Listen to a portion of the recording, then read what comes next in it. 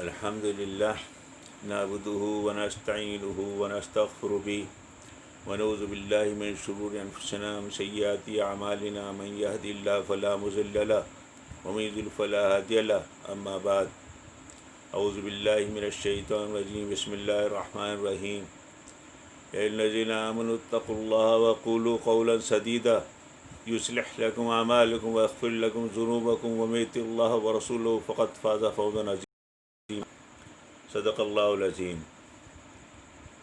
بات نکاح کے سلسلے میں چل رہی ہے۔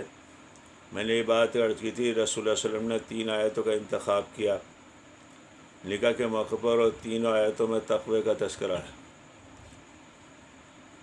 اور عجیب و غریب بات، جیسے میں نے پہلے بھی عرض کیا، 7 جگہ قرآن میں صراحتاً نکاح کا تذکرہ ہے، لیکن رسول اللہ نے ان آیت کا انتخاب نہیں کیا، ان 3 آیتوں کا انتخاب کیا جس میں پورا نکاح کا فلسفہ آ گیا۔ اس تیسری آیت میں فرمایا گیا، اے لوگو یا الذین آمنوا اتقوا اللہ وقولوا قولا سدیدا، اے لوگو اللہ سے ڈرو، سیدھی سچی بات کہو۔ زبان کی، ایمان والے کی زبان کی اہمیت اللہ تعالیٰ نے نکاح کے موقع پر بتلائی۔ ایک مرتبہ آپ نے کہہ دیا قبلتھا، میں نے قبول کیا، ایک غیر لڑکی جسے دیکھنا بھی آپ کو جائز نہیں تھا، وہ آپ کے اتنے زیادہ قریب ہو گئے، اس سے زیادہ قریب ہونے کا تصور نہیں۔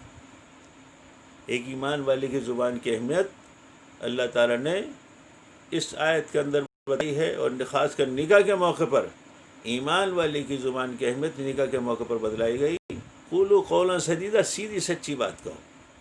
آج جتنے بھی جھگڑے ہوتے ہیں وہ زبان کے غلط استعمال پہ ہوتے ہیں، غلط استعمال پہ ہوتے ہیں۔ ایمان والے ایسے نہیں ہیں کہ کچھ بھی بولے جائے، کچھ بھی کہا جائے، وہ ایمان والا رہے۔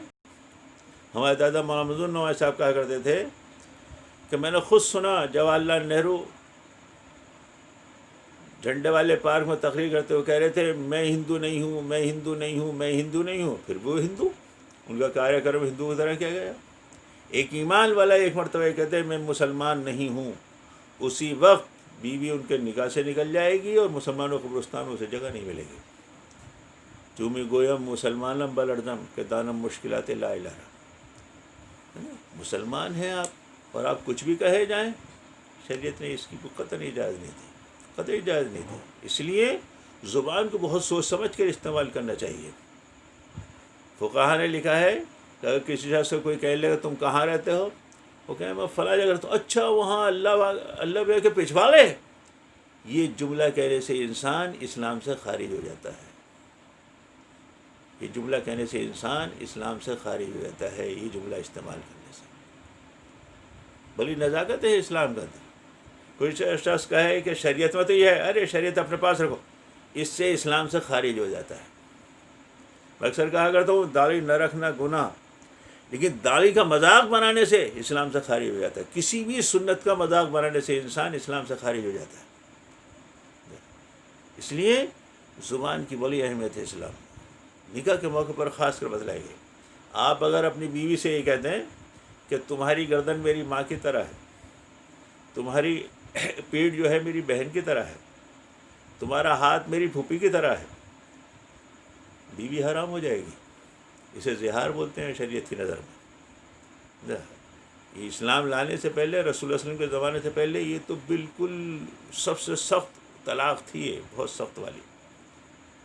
خولہ نام کی ایک عورت تھی، ایک مرتبہ رسول اللہ کی خدمت میں آئیں کہ میرے شوہر نے اس طرح میرے ساتھ زہار کر دیا۔ اسے زہار کرنا بولتے ہیں کسی ایسی عورت سے جس شخص کا نکاح جائز نہیں ہے، اس کے کسی عضو سے اگر بیوی کے عضو کو تشبیہ دے دی جائے تو اسے زہار بولتے ہیں، اور بیوی حرام ہو جایا کرتی تھی۔ لیکن خولہ نام کی ایک عورت آئی، حضور صلی اللہ علیہ وسلم کہتے ہیں، حضور صلی اللہ علیہ وسلم خاموش، کس طرح کہے، وہ نہیں، کیسے میں اپنی طرف سے ہدایت دیتا ہوں۔ لیکن انہوں نے جو اللہ سے گڑگڑا کر مانگی تو پھر اللہ تعالیٰ نے قرآن کی آیت نازل کر دی۔ 28 پارے کی ابتدائی آیت ہے، تشتکی لفظ ہے اس کے اندر، وہ آیت نازل کر دی۔ اور پھر رسول اللہ نے فرمایا 2 مہینے مسلسل روزے رکھے جائیں تب بھی حلال ہوگی، یہ 60 مسکینوں کو کھانا کھلایا جائے، کنٹینیو 2 مہینے روزے رکھنے پڑیں گے۔ یعنی کہ زبان کا استعمال آپ نے ذرا بھی غلط کر دیا اور زبان سے کسی بھی اس کی بیوی کی تشبیہ دے دی ایسی عورتوں سے جو آپ کے لیے حرام ہے، اس میں ماں ہے، بہنیں ہیں، بھانجیاں ہیں، بھتیجی ہے، پھوپھی ہے، جو حرام ہے ان سے تشبیہ دے دی تو وہ عورت تو آپ کے لیے حرام ہو جائے گی. آپ کو 60 دن مسلسل روزے رکھنے پڑیں گے یا پھر 60 مسکینوں کو کھانا کھلانا پڑے گا جب بیوی آپ کے لیے حلال ہوگی. قولوا قولا سدیدا، سیدھی سچی بات کہو. یصلح لکم اعمالکم، تمہارے اعمال درست ہو جائیں گے. ویغفر لکم ذنوبکم، اللہ تعالیٰ تمہارا گناہوں کو بخش دے گا.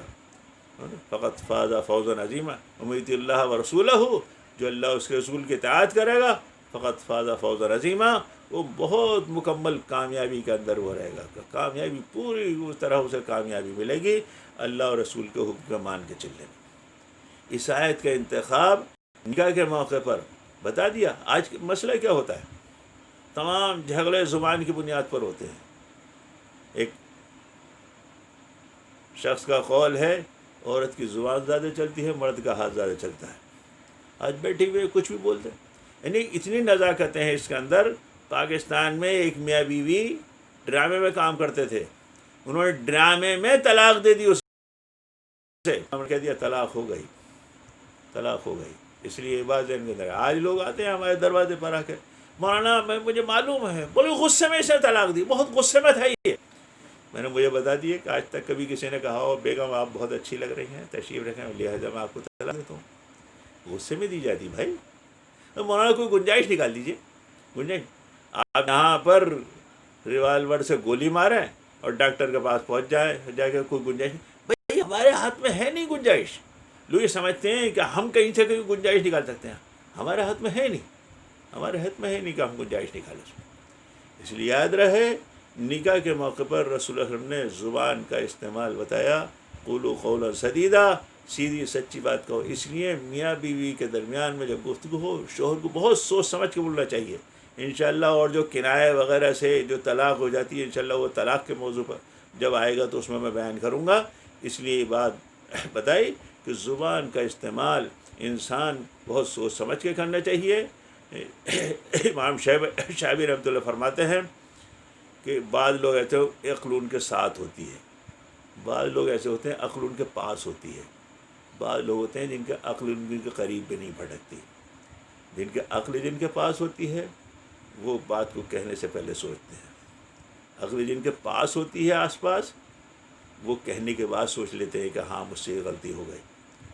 اور جو نہ پہلے سوچیں اور نہ بعد میں سوچیں ان کے پاس عقل ہی نہیں ہوا کرتی. اس لیے کوئی بات کہنے سے پہلے بہت سوچنا چاہیے. اور خاص کر میاں بیوی کے جو تعلق ہے اس سلسلے میں تو بہت سوچ سمجھ کے پھونک کے قدم رکھنا چاہیے. نکاح کے موقع پر رسول ہم نے نوشے میاں کو یاد دلایا قولوا قولا سدیدا، سنو سیدھی سچی بات کرنا. ہر طرح کی بات کچھ بھی کہے جاؤ، کچھ بھی بولے جاؤ. اب شادی کے بعد اس کی گنجائش نہیں ہے. کس بات پہ بیوی تمہارے ہاتھ سے نکل جائے. اللہ تعالی ہمیں سب کو سمجھ اور فہم نصیب فرمائے. اور خاص کر شادی کے موقع پر اپنی زبان کو بہت قابو رکھنے کی، بات کو بھی ہر وقت زبان کو قابو رکھنے کی توفیق نصیب فرمائے. من سکت نجا، جو خاموش رہے گا وہ کامیاب ہوگا. اللہ تعالی ہمیں ان باتوں پر عمل کرنے کی توفیق نصیب فرمائے. وآخر دعوانا ان الحمد للہ رب العالمین.